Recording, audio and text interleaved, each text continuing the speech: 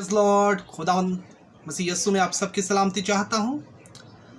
मैं मुबश्शिर कमर सैमुअल आज आपके साथ कुछ वक्त गुजारने को हूँ और कलाम पाक की रोशनी में हम सीखेंगे कि औलाद की तरबियत हमें किस तरीके से करनी चाहिए।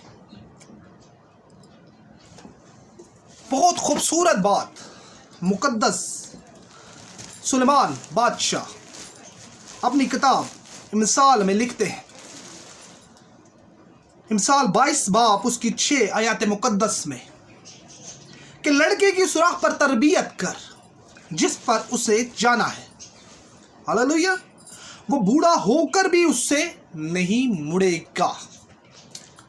Praise Lord. खुदा उनके पाक कलाम के पढ़े और सुने जाने में और उसकी बरकत हो। खुदा उनके शुक्र। इससे हमारे एक जहन में एक बात आती है। हम सोचते हैं कि लड़के की ही तरबियत करनी चाहिए। क्या बेटी जो खुदा कद्दूस की तरफ से मिलती है क्या उसकी तरबियत नहीं करनी चाहिए? इसी को सुलेमान बादशाह आगे बयां करते हैं। ज़बूर 127 उसकी 3 आयत मुक़द्दस में वो इस बात को क्लियर कर देते हैं। और क्या ही खूबसूरत हमारे कलाम मुक़द्दस है कि अगर वो सवाल करता है तो वो साथ ही उसका जवाब भी हमारी ज़िंदगी में हमारे पर कलाम के ज़रिए नाज़िल फरमाता है। हालेलुया। ज़बूर 127 उसकी 3 आयत मुक़द्दस में लिखा है कि देखो औलाद खुदावंद की तरफ से मिरास है और पेट का फल उसी की तरफ से अजर। हालेलुया। इधर से हमारा कॉन्सेप्ट हमारा जहन क्लियर हो जाता है कि ये बात सिर्फ बेटों के लिए ही नहीं कही गई। जब लफ्ज़ औलाद इस्तेमाल किया जाता है तो इसमें बेटी और बेटा दोनों आ जाते हैं। औलाद खुदावंद की तरफ से मिरास है और पेट का फल उसकी तरफ से अजर। मेरे बहन भाइयों, अजर का क्या मतलब है? अजर का मतलब है गिफ्ट, इनाम जो खुदावंद कद्दूस अपने लोगों को अता फरमाता है। अब सवाल पैदा होता है औलाद की तरबियत के हवाले से। तो अजीजों, औलाद की तरबियत करने से पहले हमें अपने आप की तरबियत करना भी ज़रूरी है। अगर हम चाहते हैं कि हमारी औलाद नेक रास्तबाज निकले, हमारी औलाद मसीही लोगों में नमाया नाम कमाए, एक नमाया किरदार अदा करे, तो उसके लिए ज़रूरी है कि हमारी ज़िंदगी मसीह में किस तरह की है। क्योंकि बाइबल फरमाती है कि दरख्त अपने फलों से पहचाना जाता है।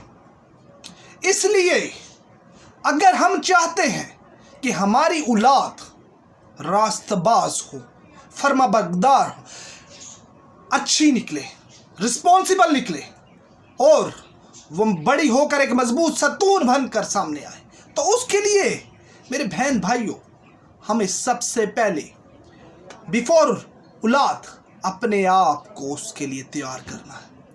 हमें अपने माँ बाप की उस तरीके से इज्जत करनी है जो कलाम मुक़द्दस फरमाता है। बाइबल में लिखा है तू अपने माँ और बाप की इज्जत कर ताकि तेरी उम्र उस मुल्क में जहां वो देता है दर्राज। हालेलुया। क्या हम अपने माँ बाप से सिंसेर हैं, उनकी इज्जत करते हैं, उनकी रिस्पेक्ट करते हैं, उनके हकूक़ को पूरा करते हैं, उनके फ़राइज़ को अपने पूरा करते हैं, तो क्या हमारे माँ बाप हमारे से खुश हैं? मेरे अजीज़ों, ये एक गिव एंड टेक है। अगर हम किसी पर बरकत करते हैं तो वो बरकत हमारे पर आती है। बाइबल मुक़द्दस फरमाती है कि गेहूं का दाना जब तक मरकर ज़मीन में ख़त्म नहीं हो जाता फल नहीं लाता। इसके लिए میرے عزیزوں ضروری ہے کہ ہماری اپنا ریلیشن، ہمارا اپنا تعلق خدا یسوع المسیح سے کتنا مضبوط ہے۔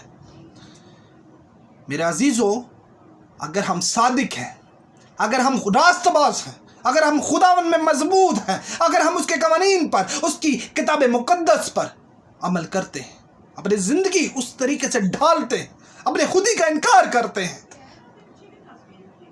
تو کبھی ایسا نہیں ہو سکتا کہ صادق کی اولاد اچھی نہ نکلے، کیونکہ صادق کی اولاد زمین پر زوراور ہے، کلام مقدس فرماتا ہے۔ ہاللیلویہ۔ اور آئیے ہم سیکھتے ہیں کہ پرانے نبی جو گزرے ان کی تربیت کس طریقے سے کی جاتی تھی، کیا وجہ تھی کہ ان میں سے بابرکت اولاد سامنے آتی تھی، ایک بابرکت ستون بن کر سامنے آتے تھے، کیا وجہ تھی؟ میرے عزیزوں، میرے بہن بھائیوں، ہم اپنے عزیز بہن بھائی یہودیوں کو دیکھتے ہیں، کلام مقدس فرماتا ہے، شریعت فرماتی ہے کہ جب اولاد ہونے سے پہلے وہ اپنے آپ کو خداوند کے حضور انڈیلتے تھے، وہ خداوند سے عہد کرتے تھے، جس طرح حنا نے کیا۔ اس نے کہا، اے خداوند، جب تو مجھے اولاد دے گا تو جب تک میں دودھ پلاؤں گی وہ میرے ہاتھوں میں رہے گا، اور جب میں دودھ پلانا ختم کروں گی تو میں تیرے ہاتھوں میں اپنا بچہ سونپ دوں گی، اس کا رسپانسبل ہے خداوند تعالیٰ تو خود ہوگا۔ ہاللیلویہ۔ کیسے ہو سکتا ہے کہ جب ہم اپنی اولاد اس قادر مطلق کے ہاتھوں میں سونپتے تو وہ اس کی پرورش کو اچھا نہ ہونے دے، وہ ایک مضبوط ستون بنا کر ان کو سامنے نہ لائے؟ کیونکہ جب اس کا تخم ہم میں آ جاتا ہے مسیح یسوع کے لہو بہانے کے وسیلہ سے، اس نے ہمیں باپ ہونے کا حق دیا۔ ہاللیلویہ۔ تو ضروری ہے کہ ہم خداوند سے ہم عہد کریں کہ اے خداوند قدوس، میں اپنی اولاد تیرے ہاتھوں میں سونپتی ہوں، اے خداوند قدوس، میں اپنی اولاد تیرے ہاتھوں میں سونپتا ہوں۔ جب ہم یہ پریکٹس کرنا شروع کریں گے، ایمان سننے سے اور سننا مسیح کے کلام سے، میرے بہن بھائیوں، سب سے پہلے ہمیں اپنے آپ کے ساتھ عہد کرنا پڑے گا، اپنے آپ کو مضبوط کرنا پڑے گا، تب ہماری اولاد بھی راست باز نکلے گی۔ میرے عزیزوں، وہ لوگ یہودیوں میں وہ شریعت کا دودھ اپنے لوگوں کو، اپنے بچوں کو پلاتے تھے، اور شریعت کا دودھ کس طریقے سے پلایا جاتا ہے؟ جب مائیں بچوں کو پہلا بوند ہی دودھ کی پلاتی تھی تو وہ پلاتے ہوئے 7 گیت زبور گا رہی ہوتی تھی، خداوند کی آیات مقدس ان کے کانوں میں فرماتی تھی، تب بنتا تھا وہ شریعت کا دودھ۔